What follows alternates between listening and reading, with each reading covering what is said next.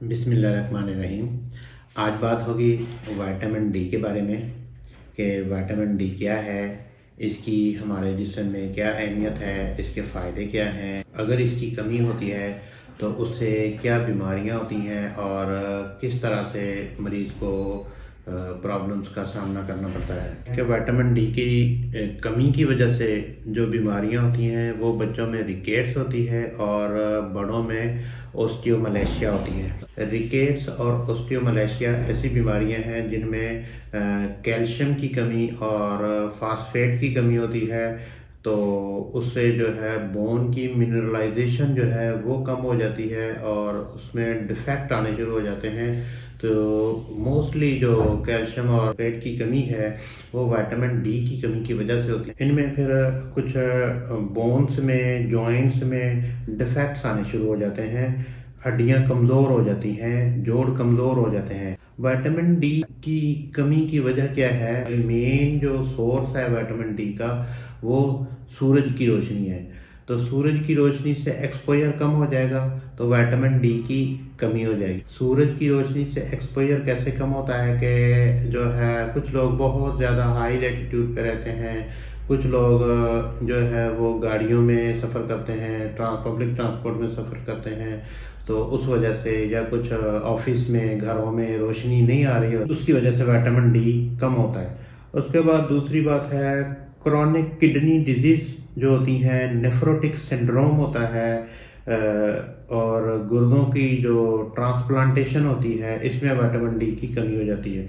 Liver disease हो जाती है। उसके बाद मेल न्यूट्रिशन होता है, जैसे कि खुराक की कमी होती है, उसमें विटामिन डी की कमी हो जाती है। कुछ बीमारियां ऐसी होती हैं जिसमें विटामिन डी आंतों में एब्जॉर्ब नहीं होता है, उनमें जैसा कि ओल्ड एज, फिर 65 ईयर से ओल्ड एज से ज़्यादा उम्र वाले लोगों में, और जो गंदम का चोकर ज़्यादा यूज़ करते हैं उनमें हो सकता है। बेरियाटिक सर्जरी होती है, पैनक्रियाटिक एंजाइम डेफिशिएंसी हो जाती है। Vitamin D dependent rickets type 1 और टाइप 2, इनमें भी विटामिन डी की कमी हो जाती है। एंटी एपिलेप्टिक ड्रग्स, जैसे कि मिर्गी की कुछ लोग दवाइयाँ, लॉन्ग टर्म दवाइयाँ यूज़ कर रहे होते हैं। मोटापे के मरीजों में विटामिन डी की कमी हो सकती है। प्रेगनेंसी में और डार्क स्किन वाले लोगों में विटामिन डी की कमी। विटामिन डी की कमी की वजह से मरीज़ में क्या प्रॉब्लम आते हैं, क्या तकलीफ़ें शुरू होती हैं। जो छोटे बच्चे होते हैं, न्यूनेट्स होते हैं, या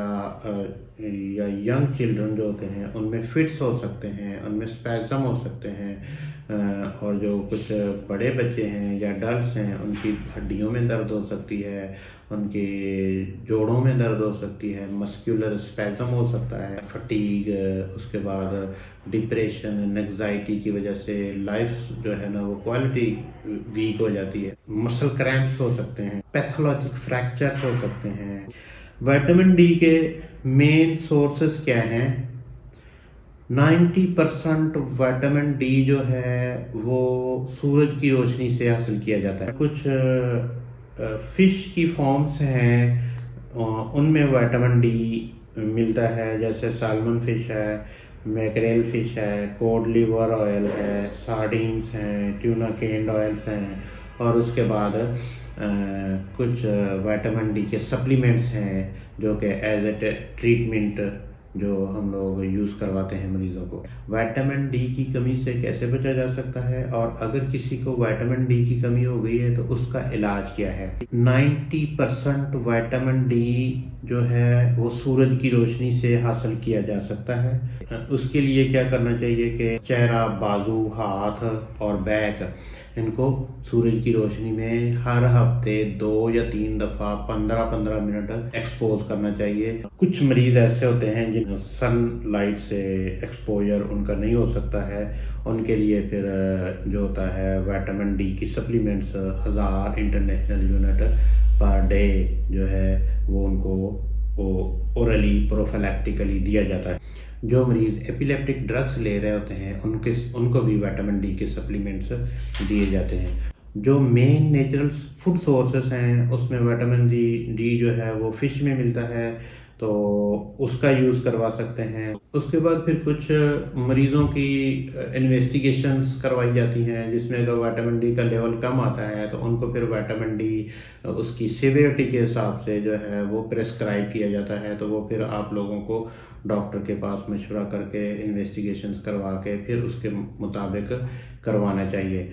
नॉर्मल लेवल जो विटामिन डी का है वो 40 से 60 नैनोग्राम पर मिलीलीटर के दरमियान में रहना चाहिए, और जो 20 से नीचे आता है, 20 नैनोग्राम से नीचे जब आता है तो वो बहुत ज़्यादा डेफिशिएंसी होती है, उससे ऊपर उसको मैनेज करना चाहिए।